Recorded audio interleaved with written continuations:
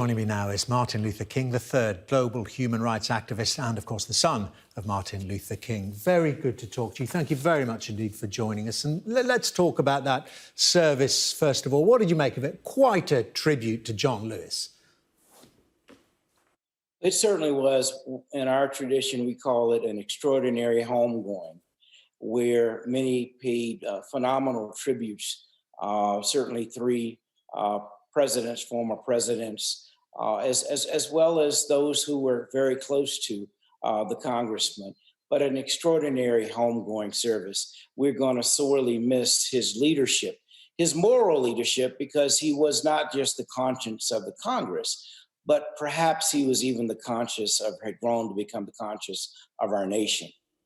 And tell us, of course, about his work with your father. We can see the portrait behind you there. Just tell us what you witnessed in terms of the dynamic between them.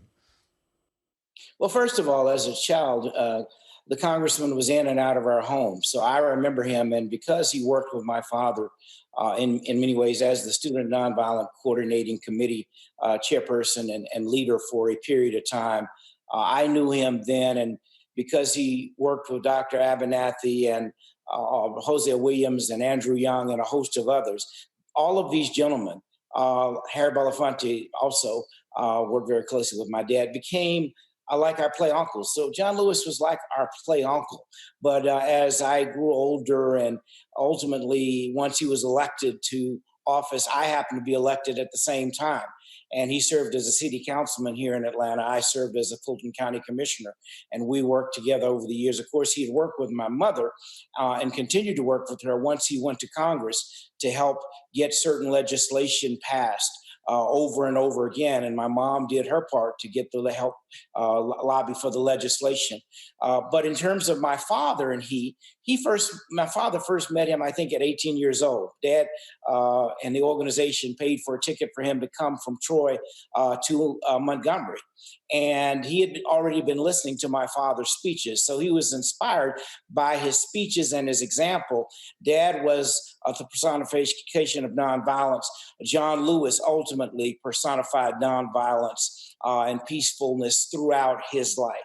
So you're really well placed then to give us an insight into his character. We heard there some of those eulogies talking about John Lewis, how humble he was, but how determined and persistent as well. Yes, he was unyielding in a sense, but he did it in a way that you had to respect him, regardless of if you agreed with what he was advocating for. Now, of course, I would be on a side that agreed with everything that he was advocating. There were others in Congress who may not have agreed, but they respected him and came to admire and love him because he did it in such a way. In the sense, my father taught us how to be disagreeable how to be constructive without being disagreeable. So you didn't have to be hostile. Yes, you were very passionate, but you didn't have to exhibit anger. You did not have to personally attack someone because they had a different position than yours. And this is called character. This is called integrity. This is called also a vision. John Lewis shared a vision, and he kept coming back over and over and over again. Used to say, don't give up, don't give out. And in a sense, don't give in.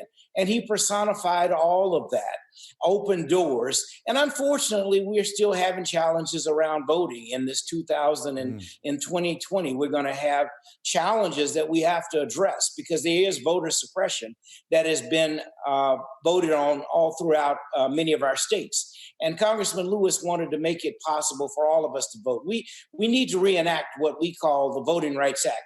In fact, the House of Representatives passed a bill, the John Lewis Restoration Voter Registration Act. And it is my hope that the Senate will do that. They have not so far, but yes, it has happened in the House. Yeah, and we heard Barack Obama getting very angry about that. But what does it tell us then about the current state of race relations in the United States that three former presidents from all parties attended, but of course the current one, the serving one, did not? So I think it says that the current president is operating exclusively from a narrow political perspective, believing, I mean, you know, you have to acknowledge the fact that he attacked John Lewis. He attacked the district. John Lewis did not go to his inauguration because he did not feel that he had been elected in a responsible way. And so there have been issues all along. But the higher issue is that when you talk about race relations, my father wanted to eradicate what he called were the triple evils, and my mother in their lives. And those are the evils of poverty, racism, and violence. And of course, while we've made strides, unfortunately, the president, current president, has intentionally attempted to divide people. And the hope is that many, many people will come together. We are seeing the largest civil rights demonstrations in the world, with people holding signs saying Black Lives Matter, whether it's in Europe or whether it's in Australia or whether it's in South America. And obviously there are demonstrations consistently going on here in the United States. But these demonstrations or demonstrators are holding up signs that say Black Lives Matter. We're at a new juncture, a new phase. John Lewis, who also passed on the same day, they took their last march together. But what I think will happen or is happening is we're still working through race. We're not where we need to be, but we're going to get there because there are far more people of goodwill who believe in racial sensitivity than those who are segregationist and racist. Okay. Well, Martin Luther King III, it has been an honour and a pleasure talking to you, and thank you for those insights into the life of a remarkable man. Very good talking to you. Thank you for the opportunity.